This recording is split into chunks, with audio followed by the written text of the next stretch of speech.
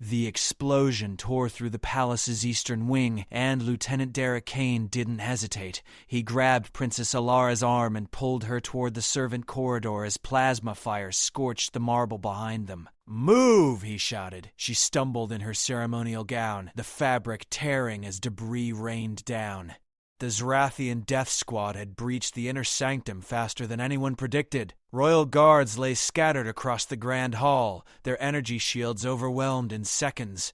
Derek's rifle barked twice, dropping 2 insectoid soldiers emerging from the smoke. Their chitinous armor cracked under the tungsten rounds. Humans didn't use fancy energy weapons, didn't need to. "The vault," Alara gasped, her violet eyes wide with terror.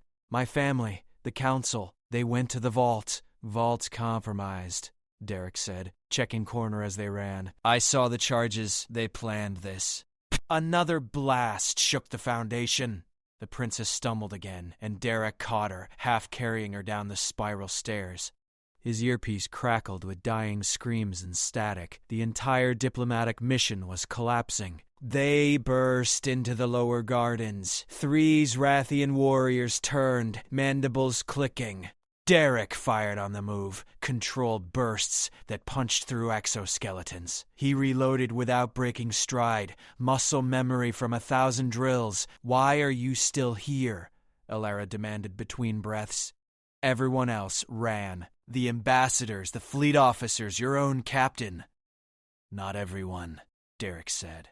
They reached the exterior wall. The sky above the capital city blazed orange with orbital bombardment. Zrathian warships hung like angular nightmares against the sunset, unleashing hell on the planet below. Derek pulled a breaching charge from his vest, slapped it against the stone, and shielded Alara with his body. The blast opened a hole to the forest beyond. "Through."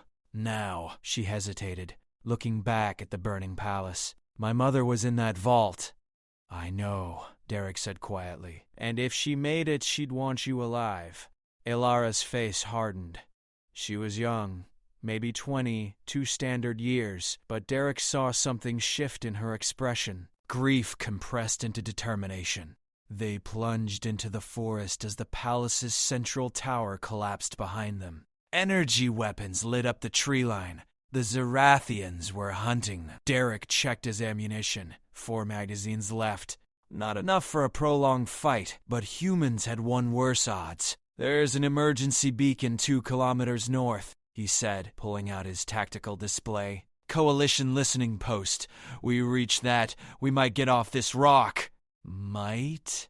Elara's voice cracked. Derek met her eyes.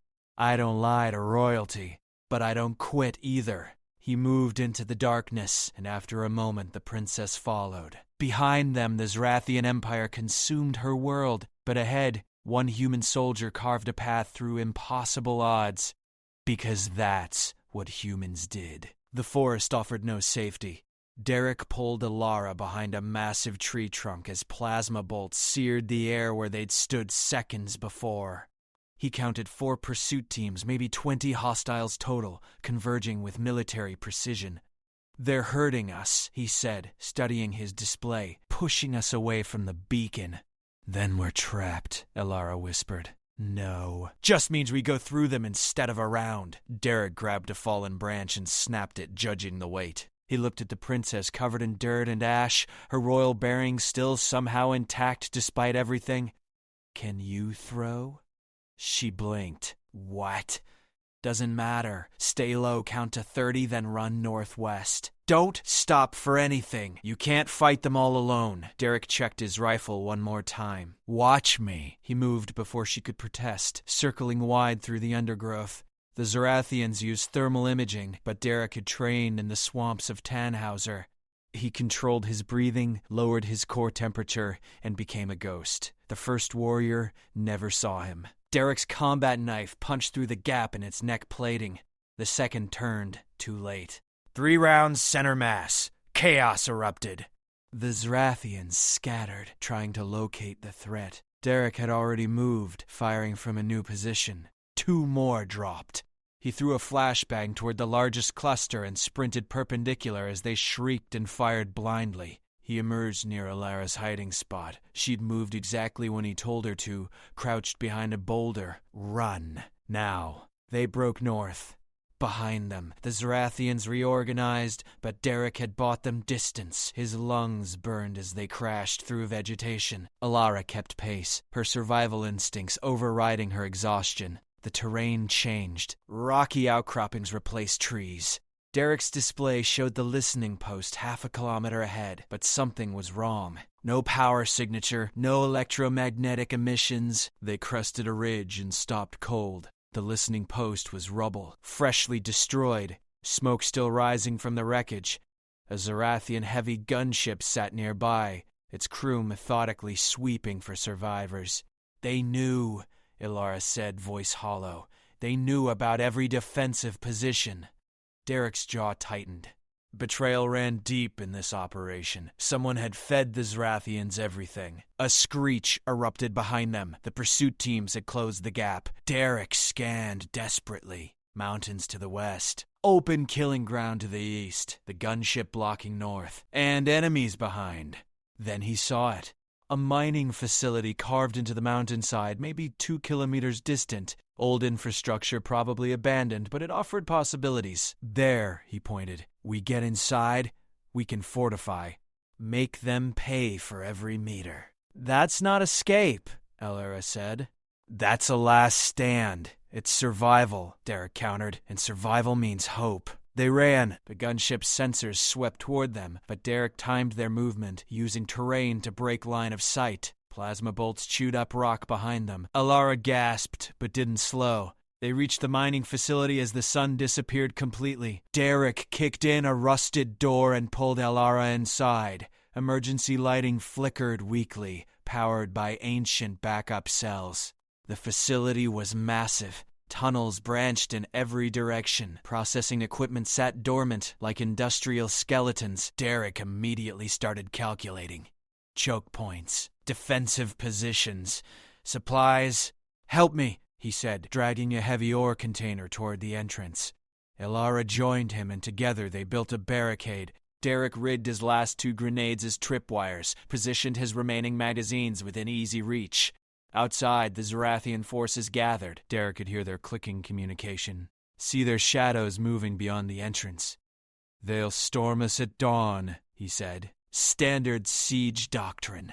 Ilara sat against the wall, finally letting tears come. Everyone's dead. My mother, my brothers, the entire court. Our fleet scattered. Our allies abandoned us, and I'm here with one human soldier who won't even save himself. Derek checked his rifle's action. I took an oath. Protect Coalition dignitaries with my life. That includes stubborn princesses. I'm not worth your life. He looked at her directly. That's not your call to make. The clicking outside intensified.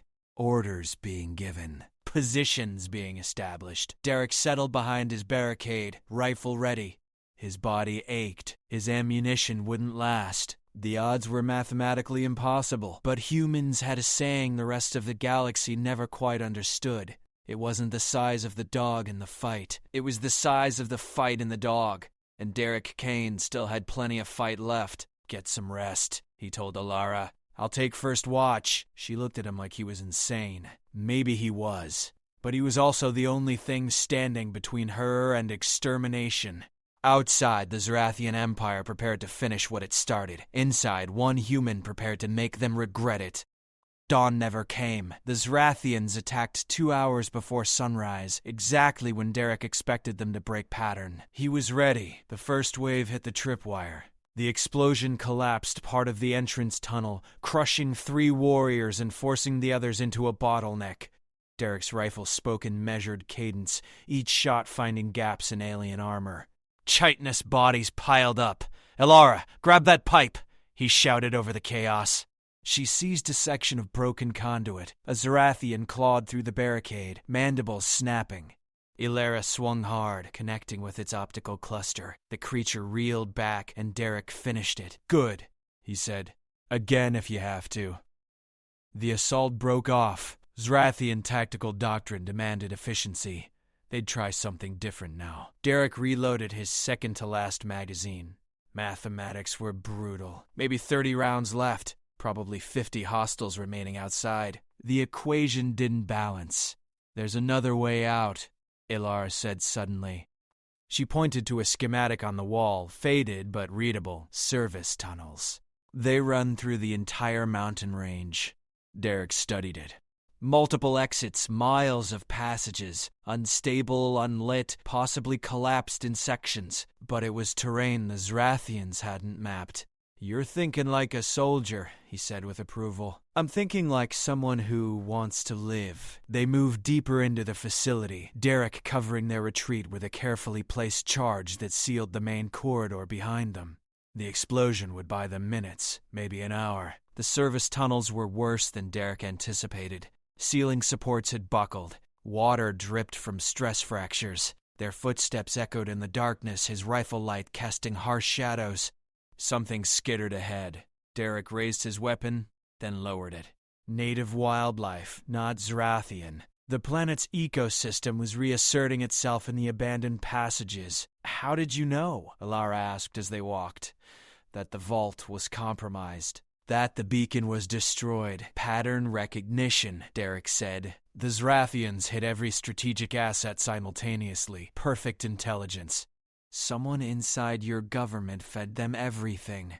Ilara's face darkened. "Chancellor Vross. He opposed the Coalition Alliance. Called humans primitive warmongers. Looks like he preferred insectoid conquerors instead." They emerged into a massive excavation chamber. Ore veins glittered in the rock walls. A chasm split the floor, dropping into darkness. A single maintenance bridge crossed it, the metal groaning under its own weight. Derek tested it carefully. The bridge held, barely. They were halfway across when the Zrathians burst through the tunnel behind them. A full squad, moving fast. "Go!" Derek pushed Ilara forward and turned, dropping to one knee. He fired controlled bursts as the aliens advanced. One fell, two sick, three. Return fire sparked off the bridge's railings. A plasma bolt struck Derek's shoulder. Pain exploded through him, but he kept shooting. Fourth magazine gone, last one loaded. "Derek, keep moving," he roared. He dropped another Zrathian, then another. The bridge shuddered violently, structural integrity failing. Derek saw the calculation clearly. The bridge wouldn't hold everyone. He pulled his last grenade, armed it, and wedged it into the bridge's central support. Then he ran. The world became sprinting footsteps and screaming metal. Derek's boots hammered across failing supports. Behind him, Zrathians clicked an alarm, some retreating, others pushing forward. Derek dove as the grenade detonated. The bridge tore apart with a shriek of tortured metal. The chasm swallowed everything. Zrathians tumbling into the abyss with sections of collapsed walkway. Ilara pulled Derek back from the edge. The opposite side was unreachable now, the gap too wide to cross. "You're hit," she said, seeing the burn on his shoulder. "I'm functional." Derek checked his rifle. 12 rounds remaining. He looked at the princess covered in grime and blood, exhausted but unbroken. "We need to keep moving." They found an exit shaft 300 meters later. A vertical climb, but it led to the surface. Derek went first, testing each handhold. His shoulder screamed protest. He ignored it. They emerged on a mountainside as the sun finally rose. Below, the capital city still burned. Zrathian ships crisscrossed the sky in patrol patterns. But Derek's tactical display suddenly pinged. A signal, faint but unmistakable. Coalition frequency. "There's a ship," he said, hardly believing it. 15 kilometers northeast. Civilian transport, trying to evade the blockade. "Can we reach it?" Derek looked at the terrain. Rough country, exposed sections, and certainly Zrathian patrols between here and there. 12 bullets against an empire. He smiled grimly. "We've beaten worse odds in the last 8 hours. Ilara smiled back, something fierce and determined in her expression. The helpless princess was gone. In her place stood someone harder, someone who'd learned that survival meant fighting every step. They started down the mountain as the Zrathian Empire hunted them across a dying world. But humans had a talent for impossible victories, and Derek Kane wasn't done fighting yet. The civilian transport was a mining hauler called the Defiant Star, and it was pinned down in a narrow valley when Derek and Alara reached it 3 hours later. Zrathian assault craft circled overhead like predators, firing measured bursts that kept the ship grounded without destroying it. "They want prisoners," Derek said, observing from the ridgeline. "Leverage against the coalition." Below, the hauler's crew was fighting back with improvised weapons. Maybe 20 people, miners and traders, holding off armored warriors with mining lasers in desperation. They were losing. "We can't help them with 12 bullets, Alara said. Derek studied the tactical situation. The Zarathians had established a perimeter, methodically tightening it. Their assault craft provided overwatch, standard suppression pattern. But the craft had to refuel eventually, and their ground forces were concentrated on the valley floor, leaving the high ground poorly covered. "I don't need 12 bullets, Derek said. "I need leverage." He pointed to a massive ore processor mounted on tracks near the valley's edge. Abandoned equipment from the mining operation, but still operational according to its status lights. That machine weighs 40 tons.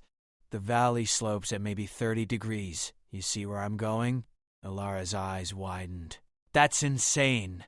That's human." They descended through the rocks. Derek moved silently despite his wounded shoulder, Alara matching his pace. They reached the processor without detection. Derek climbed into the operator's cabin. Ancient controls, but fundamentally simple. He fired up the engine, coughed, sputtered, then roared to life. Zarathian heads turned toward the sound. Derek released the brakes and aimed the processor downhill. 40 tons of industrial machinery began rolling. Slowly at first, then faster. The slope accelerated it like a massive missile. Zarathians scattered as the processor barreled through their positions, crushing equipment and warriors alike. The perimeter shattered. Derek and Alara sprinted down in the chaos, firing his remaining rounds to cover the distance. Miners saw them coming and provided suppressing fire. They reached the hauler's cargo ramp as a Zarathian warrior lunged. Derek's rifle clicked empty. He reversed it, using the stock as a club, smashing the alien's compound eyes. Alara grabbed a fallen energy lance and drove it through the creature's thorax. "Inside!" someone shouted. They tumbled into the cargo bay. The ramp sealed, the hauler's engine screamed as it lifted off, taking fire from the assault craft. Derek found himself face to face with a grizzled woman in a captain's vest. "Who the hell are you?" "Lieutenant Derek Kane, Coalition Marines. This is Princess Alara of the..." "I know who she is," the captain interrupted. She looked at Alara with something between awe and anger. "Your government left us to die. The entire fleet jumped to hyperspace 6 hours ago. Abandoned their own people." "Not my government anymore," Alara said quietly. "They're dead." The hauler shuddered as plasma struck its shields. Warning klaxons blared. "Can you break the blockade?" Derek asked. The captain laughed bitterly. "This is a cargo hauler, not a warship. We've got maybe 20 minutes of shield power, then we're scrap metal." Derek moved to the bridge, studying the tactical display. 3 Zarathian cruisers formed a picket line around the planet. Smaller craft swarmed like insects. The hauler couldn't outrun them, couldn't outfight them, but Derek noticed something. The cruisers maintained precise formation, creating overlapping fire zones, standard doctrine for preventing escape, which meant they were following a pattern. Patterns could be exploited. "There," he pointed. "That gap between the second and third cruiser. It opens every 42 seconds when they adjust position. That's a 5-kilometer gap," the captain said. "We'd need to cross it in under 10 seconds. Impossible." "Not if you vent all cargo," Derek said. "Cut weight by 70%, redirect power from life support to engines, burn straight through. We'll suffocate before we reach hyperspace range." "How long to jump coordinates?" the captain checked. 90 seconds once we clear the blockade." Derek did the math. "We hold our breath. Everyone here looks like they can handle 90 seconds. The captain stared at him. "You're actually serious. I kept a princess alive through 8 hours of hell with 12 bullets and bad odds. Trust me on this one." Something in Derek's tone convinced her. She turned to her crew. "You heard the man. Dump the cargo, everyone to emergency stations.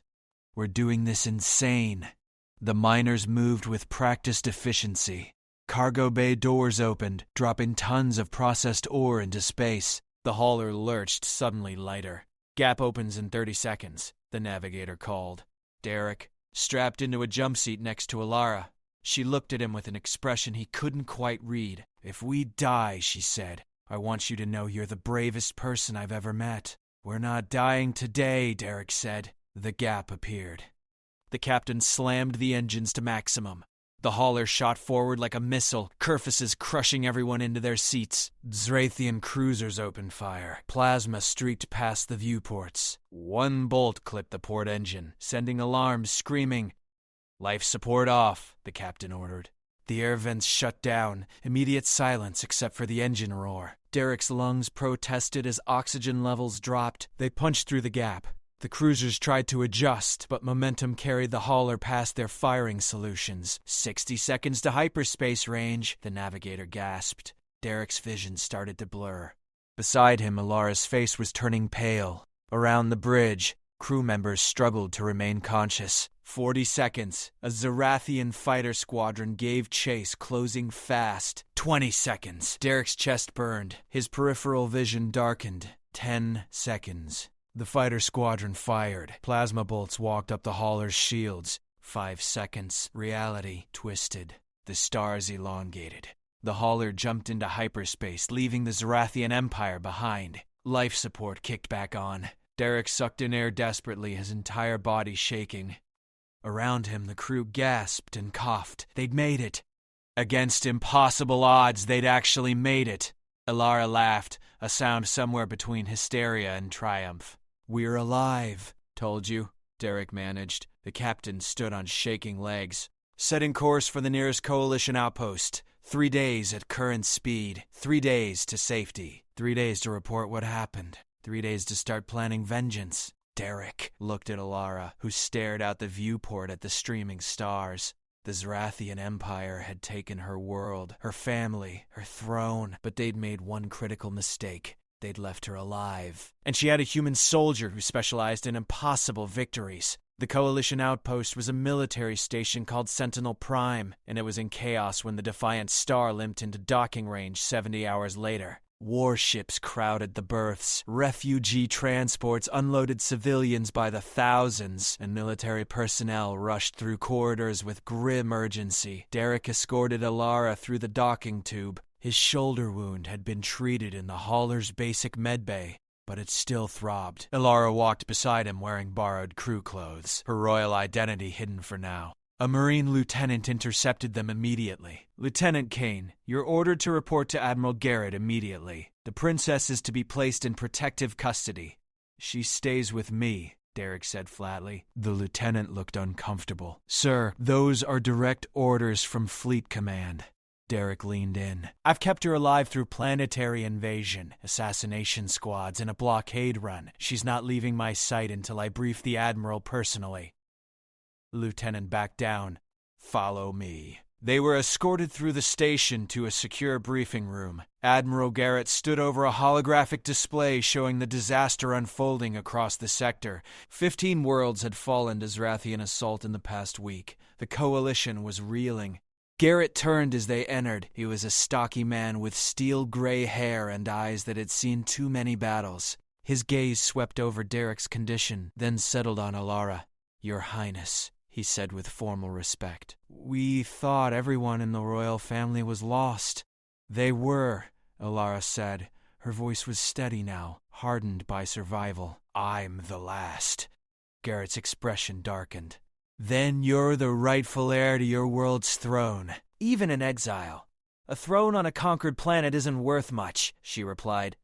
It's worth more than you think, Garrett said. He gestured to the holographic display. The Zarathian advance is stalling. They overextended their logistics, attacking so many worlds simultaneously. But morale across coalition forces is collapsing. Populations are panicking. Governments are considering surrender.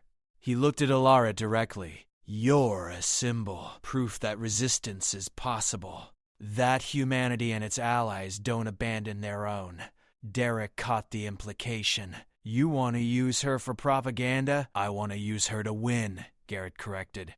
We're forming a counteroffensive, 12 battle groups targeting the Zarathian supply lines. But we need the civilian populations to hold. We need them to believe victory is achievable. Alara stepped forward. What exactly are you proposing? A broadcast. You addressing the coalition, telling them what happened, how one human soldier refused to abandon you. How you fought back against impossible odds and survived. Derek shook his head. That makes her a target. Every Zarathian assassin will be hunting her. They're already hunting her, Garrett said. But this way, her survival means something. Alara looked at Derek, then back to Garrett. And the counter-offensive? When does it launch? 72 hours. We're hitting their logistics hub at Crescent Station. Destroy that, and their entire invasion force goes hungry. I want to be there, Alara said. Garrett blinked. Absolutely not.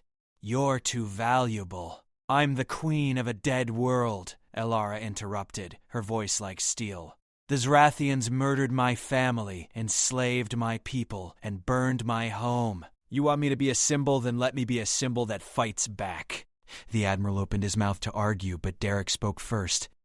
She's right. Garrett turned to him. Lieutenant, you can't be serious. I've watched her face down death squads, cross collapsed bridges, and survive suffocation in a cargo hauler. She's not fragile. And putting her on the front lines sends a message that no amount of propaganda can match. It's reckless. It's war, Derek said. And we're losing. Reckless might be exactly what we need. Garrett studied them both, seeing something in their expressions that made him reconsider. Finally, he sighed. The strike team boarding Crescent Station is Marine Special Operations. 20 soldiers, high-risk insertion. If you're coming, Princess, you follow their orders without question. Understood, Alara said. And Lieutenant Kane goes with her, Garrett added.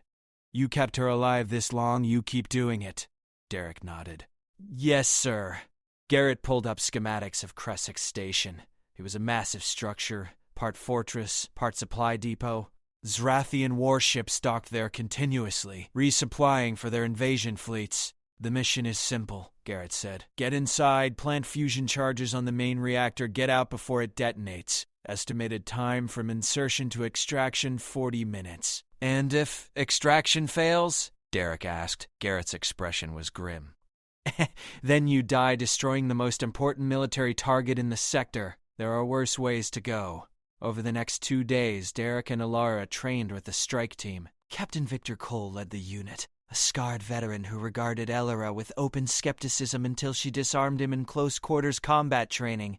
Where'd you learn that? Cole asked from the mat. Royal Guard training, Alara said, offering him a hand up. My family believed rulers should know how to fight.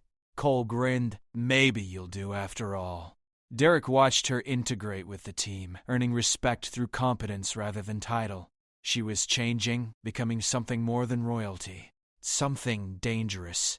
The night before the mission, Derek found her in the observation deck, staring at the stars. Having second thoughts? He asked. No, she said. I was just thinking about what comes after. If we survive this, if we win, we rebuild, Derek said simply.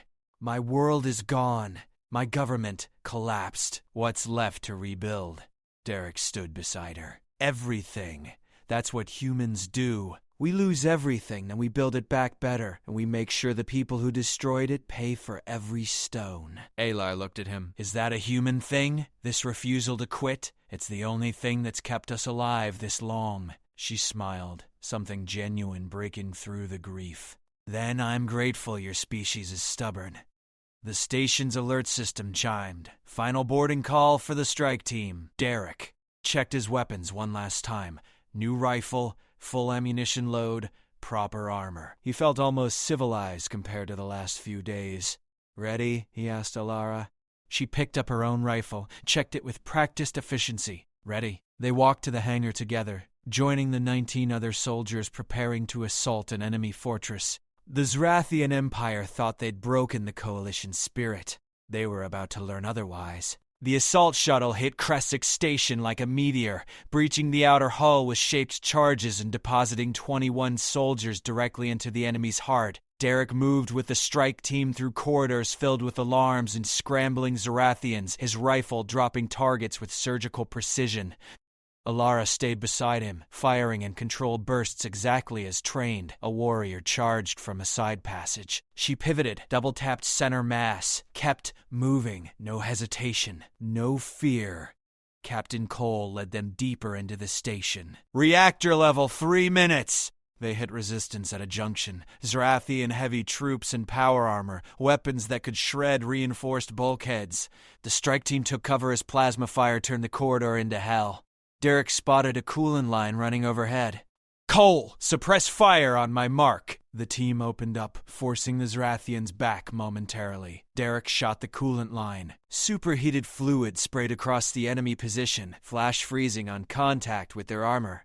Joints locked, systems failed. The strike team rushed through, finishing the immobilized warriors. They reached the reactor chamber, massive, pulsing with energy that powered half the Zathrian logistics network. Cole's demolitions expert began placing fusion charges, while the rest established a perimeter. Charges set, the expert called. 10-minute timer. The lights died. Emergency systems kicked in, bathing everything in red. They know we're here, Cole said.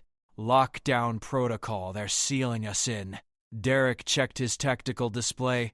Blast doors dropping throughout the station, cutting off their escape route. The Zarathians were willing to sacrifice this section to trap them. There, Alara pointed to a maintenance shaft. It bypasses the primary corridors. Mining stations on my world used the same design. Cole looked skeptical. That's a guess. It's architecture, Elora said. I studied infrastructure planning. Trust me. Derek nodded. I do. We go. They pried open the shaft and climbed inside, the strike team following single file. The passage was tight, claustrophobic. Behind them, Zarathian breach teams cut through the sealed doors. 6 minutes until detonation. Jawbreaker. Dozens of Zarathian soldiers waited. They'd anticipated this route. The firefight was brutal and immediate. Derek threw himself behind a cargo container, firing as enemy rounds sparked around him. 3 Marines went down in the first seconds. Cole armed a thermal grenade and threw it blind. The explosion scattered the Zarathians, but more poured in from adjacent corridors. 4 minutes. We can't fight through them all, Cole shouted over the chaos. Derek saw it then. A cargo transport, sitting on the loading platform, fully fueled, ready for deployment. Zarathian design, but fundamentally similar to Coalition craft. We steal their ship, he said. That's insane, Cole replied. Worked before, Alara said, covering Derek as he sprinted toward the transport. The strike team laid down, suppressing fire. Derek reached the transport, shot the lock, and dragged the hatch open. Zarathian controls, but readable. He fired up the engines. Everyone on board! Now! The remaining 17 soldiers fought their way to the transport, dragging their wounded. Alara was last aboard, firing until her magazine ran dry, then diving through the hatch as Derek sealed it. 2 minutes. Derek slammed the engines to full power. The transport lurched forward, smashing through the bay's atmospheric shield and into open space. Zarathian fighters immediately gave chase. 1 minute. The fighters opened fire. Plasma bolts hammered the transport's shields. Derek pushed the engines beyond safety limits, the hull groaning in protest. 30 seconds. Coalition battleships appeared on the horizon, the full strike fleet arriving as planned. They launched fighters to intercept the Zarathians pursuing Derek's transport. 10 seconds. Derek put maximum distance between them and the station. 5 seconds. Kresic Station detonated. The fusion charges triggered a cascade reaction in the main reactor. Light erupted like a newborn star, consuming the entire structure and every Zarathian ship docked there. The shockwave hit Derek's transport like a physical blow, sending it tumbling, but they were clear, alive, victorious. The Coalition fleet broadcast on all channels. Admiral Garrett's voice filled the transport. All strike teams, report status. Cole here, the captain said, breathing hard. Mission accomplished. 17 survivors. Outstanding work. Return to the fleet. And tell Princess Alara the entire Coalition just watched her broadcast. Derek looked at Alara confused. She smiled slightly. I recorded a message before we left, she explained. Time to broadcast during the mission. Figured if I was going to die, I should say something worth remembering first. Cole pulled it up on a console. Ilara's face appeared, composed and determined.